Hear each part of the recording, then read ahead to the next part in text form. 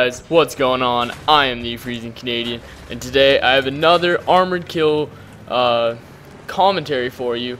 And this is not going to be any tips on new vehicles, but it's more along the lines of tips on the new game mode. Now, if you are out of the loop or living under a giant rock, you should know that the new game mode is called Tank Superiority.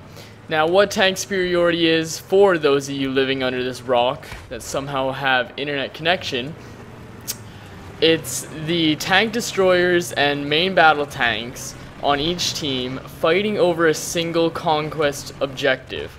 Now, this can turn to chaos very quickly, and so I want to help you guys figure out how to control the flag and control the enemy spawns.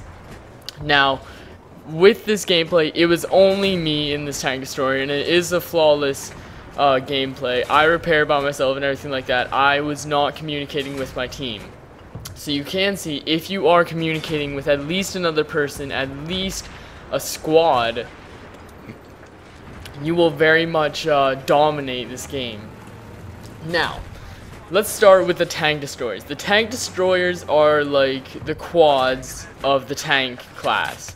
You move incredibly fast no matter what. You are like an LAV, and if you ever seen LAV bounces or jumps on any of these or on Battlefield, you can see how fast these things really do get going.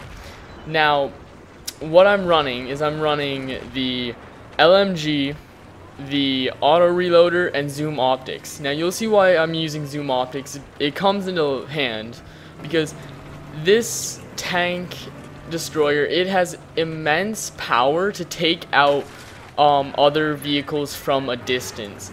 If you are far enough away that they cannot lock onto you, but you can still successfully hit them with your main shell or your tow launcher, which you unlock later, you will definitely control the battlefield and the flag.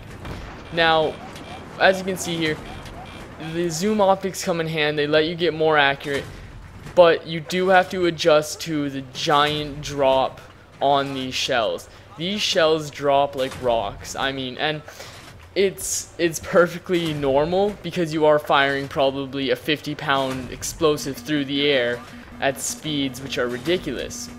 I can see why it drops so much.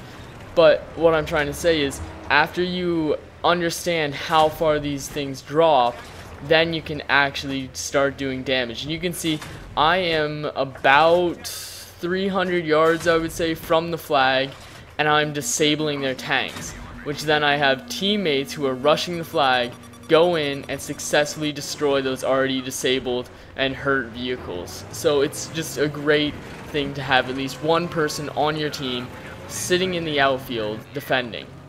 Now, what you can also tell is, in this gameplay, I am nowhere near my spawn. I am basically on the border of their spawn, and this gives me the opportunity to hit these tanks before they get on the flag, and that, sir, is how you stop the enemy from moving onto the flag. Now, you see that it's not capped right now. We will get it back very soon, but we need to take out their vehicles first. And the best thing to do is to make large circles around the enemy vehicle if you are close range. These large circles let you lead the target. He has to adjust to your speed, and one, if his sensitivity is too low, he won't be able to keep up with you. And two, if you just hit the boost, you'll go flying, and as long as you're accurate, you will be able to take out any tank destroyer or vehicle that gets in your way. Now, I'm just going to speed it up here real quick, because it did get a little boring, some people might say, because I do have to repair and everything. And that's one other thing to win tank superiority, is you need engineers on your team. If you are playing anything but engineer, you are not helpful to the team, because, well, with a few exceptions such as SoFlam on the recon, but you can't play medic because there's no point in reviving teammates. They should all be burning in tank destroyer or MBT carcasses, otherwise the enemy is going to have an extra vehicle against you. There's no point for you to be running around like a chicken with your head cut off with C4 in your left hand and the detonator in the right. You won't be able to catch these tanks, they move too fast. The only possible help, or main help to the team, is the engineer. You can repair friendly vehicles and keep them on the battlefield. You can then lock onto enemy vehicles from afar with the javelin. Now the help of the SOFLAM is decent, but not enough to have multiple teammates going. You probably only need one recon per team, if that.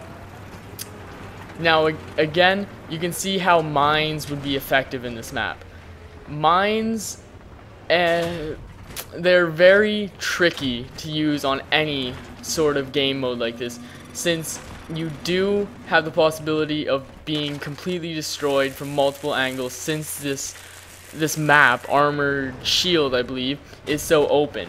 But mines can successfully defend the flag and get you the win. So this is the end of the game, guys. I hope you enjoyed.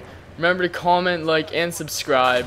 I hope you enjoyed, and go to my channel for my other recent armored kill videos, such as a firing guide for the artillery launcher, and there will be a gunship video coming up within a day. So I really hope you guys enjoyed.